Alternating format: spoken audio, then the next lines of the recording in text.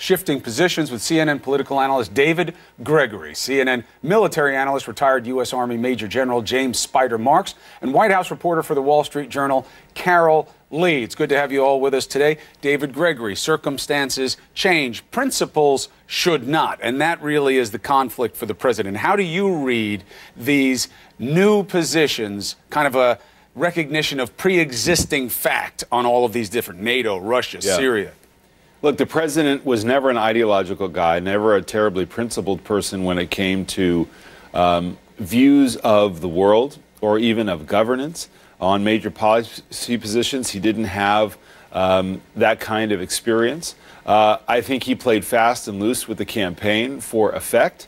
And I think he believes a couple of things. One, unpredictability and flexibility are his strength in negotiation, but also in how people will evaluate him, both friend and foe alike. I think he finds advantage in that and finds a way with a change in position to bring people around because they can't pin him down a little bit. I think there's dangers as well we can get into in terms of being that unpredictable among our allies. What can people expect? But I think he's channeling all this saying, like, what's the big deal? I just have a different view now that I'm actually governing. And there is something to that, okay? Campaign's one thing. You get into the office and you deal with new realities. And I think he's actually in some ways getting more credit for these flips because he's flipping to a more moderate direction that people feel more relieved. Carol, you just had a wide-ranging sit-down with the president, 70 minutes long. And in fact, you asked him how these 85 days in office have changed him. So what did he say?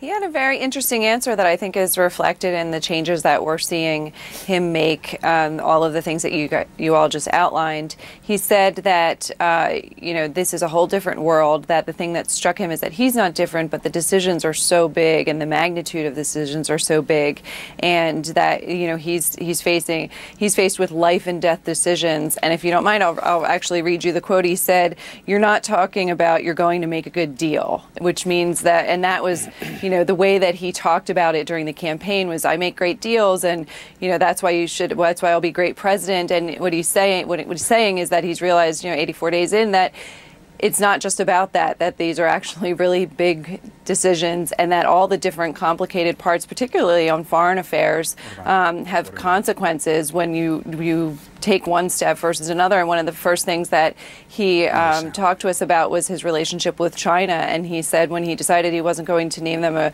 currency manipulator, it was, one, because he said that China is no longer manipulating its currency, or hasn't in some months, but also that why would he do that right now when he wants China to do something for him on North Korea, that now is not the time. So we've seen on a number of fronts, he's just kind of recognizing that while it's in a campaign, you can take a very hard line on one thing or the other, that these pieces all relate to each other when you move them around, and you can't just say you're going to do something like label China a currency manipulator and without having consequences for other parts of your agenda. Right. Well, this was the criticism of him during the campaign, right, is that he had situations wrong and that he was talking tough in a way that belied the facts. Let's play an example of it with NATO. Here's what he said.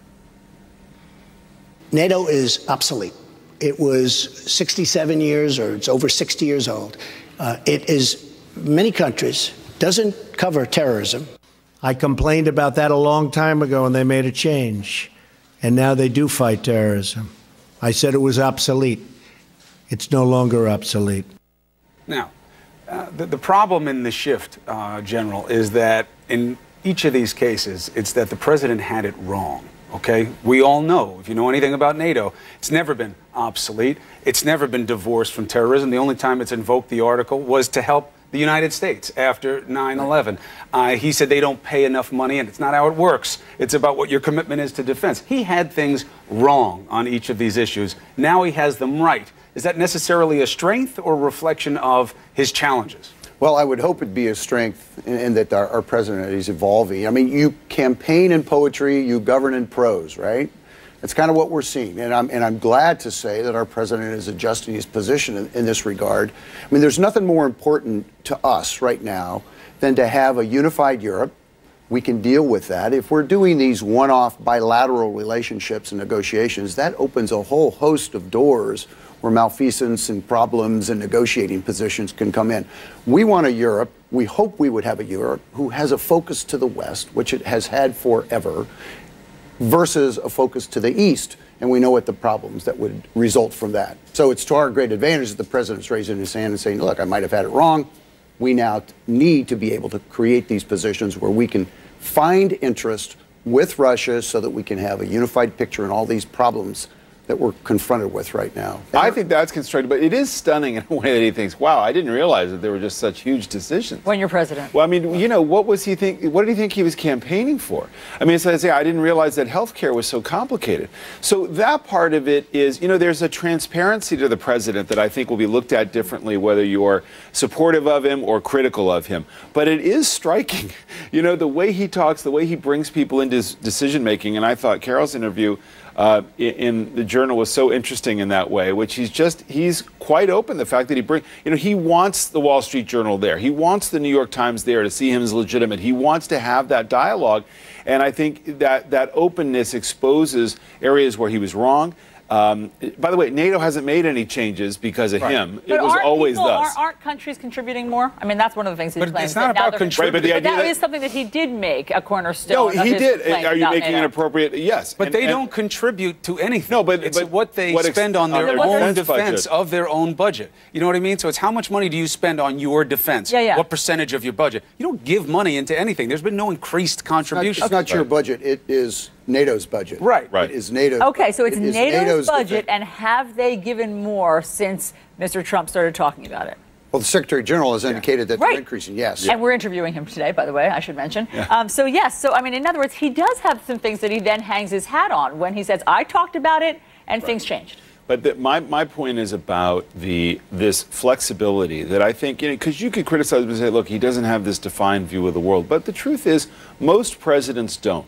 And I mean, Carol can speak to this. I thought it was interesting, the whole bit with President Xi, where he says, I want him to do more in North Korea, and then he told me all the history of China and North Korea, and I realized it's not so easy.